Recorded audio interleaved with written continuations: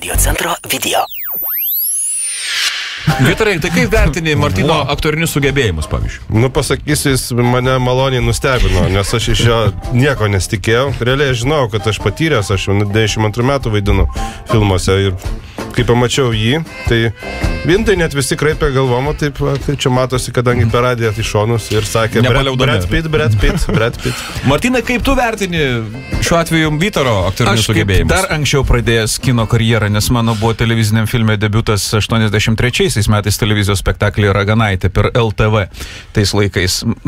Turėjau net 2 asmeninius sakinius pasakyti. Aš 82 metais išmėkštėliau per varžybų transliaciją Tiesos taurį laimėti, kai žaidė. Tada prisiminkim 79-osius, kai kamuolis padavinėjo Žalgirio stadione.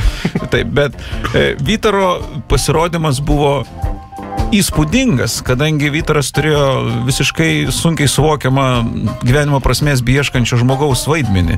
Ir gyvenimės prasmė seniai suradęs yra, o ten jis jos dar tik tai ieškojo.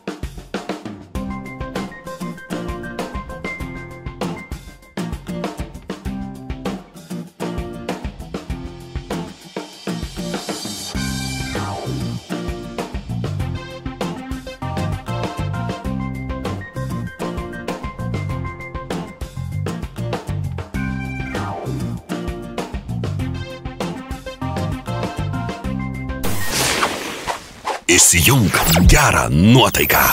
Radio centras.